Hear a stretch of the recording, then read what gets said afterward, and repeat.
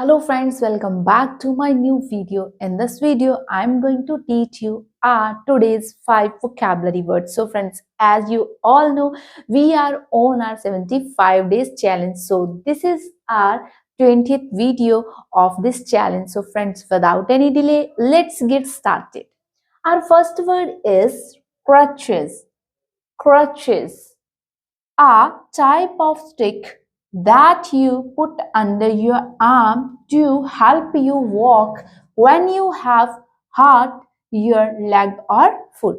That means एक ऐसे तरीके की लाठी जिसकी मदद से आप चल सकते हो और उसको आप अंडर आर्म्स रखते हो, यानी कि उसको हिंदी में बोलते हैं वैसाखी।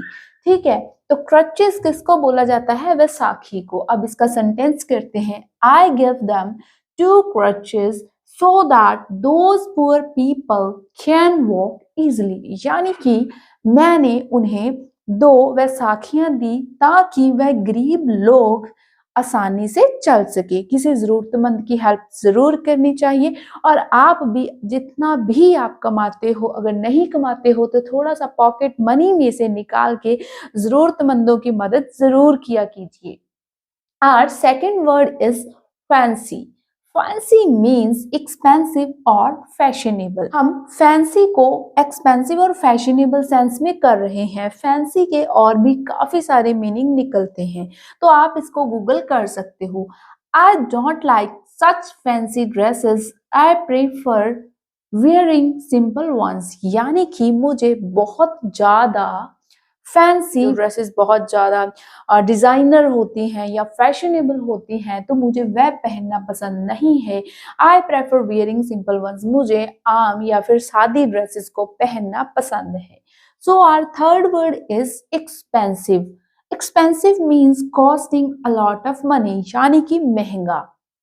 आई would love to buy an expensive villa, यानी कि मैं एक्सपेंसिव एक महंगा बड़ा घर खरीदना चाहूंगा।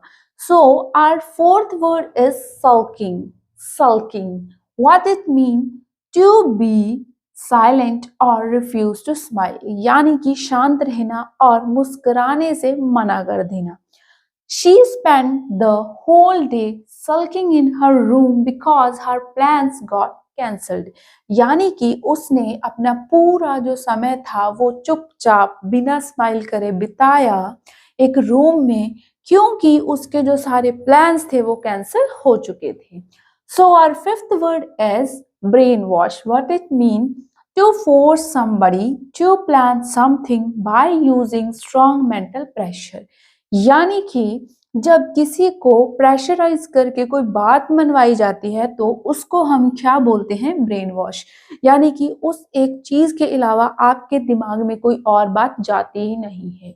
सो इसका सेंटेंस करते हैं, Reena was brain washed into donating all her money to the cult.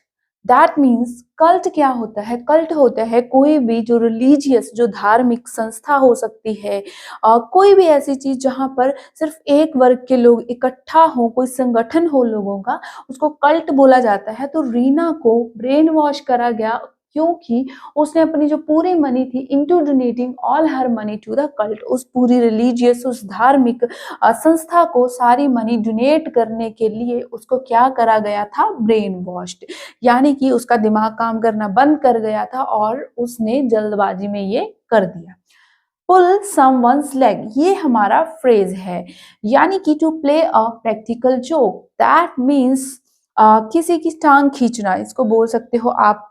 हो सकता है कोई बंदा जानबूझ के ये करे, कोई बंदा मजाकिया तौर पे भी कर सकता है। Don't take him seriously. Sometimes he just likes to pull someone's leg, यानी कि उसको सीरियस मत लो क्योंकि वह अक्सर ही ऐसा करता है। He or she pulls someone's leg. Take it with a pinch of salt, यानी कि किसी चीज को बहुत ज्यादा सीरियस ना लेना। The weather forecast predicted heavy rain, but I took it with a pinch of salt since they are often wrong, यानी कि मैंने जो वेदर फोरकास्ट था उसमें सुना या उससे मुझे पता चला कि हैवी रेन होने वाली है, यानी कि हैवी रेन की जो संभावना है वो मुझे पता चली, but I took it with a pinch of salt, क्योंकि मैंने इसको ज्यादा सीरियस नहीं लिया। क्यों? Since they are often wrong, क्योंकि कभी कभी अक्सर ही वह गलत होते हैं। ज्यादातर जो वेदर को लेकर, फॉरकास्टिंग को लेकर संभावनाएं होती हैं, कई बार गलत होती हैं और कई बार सही भी होती हैं। सो ये डिपेंड करता है, रियलिटी नहीं होती, कभी कभी वो चीज नहीं होती और कभी कभी हो जाती है। Friends, that's it for today. I hope you find it interesting, and if you really like my content, then please hit the bell icon, subscribe my channel, and I'll meet you in the next video with most used vocabulary words.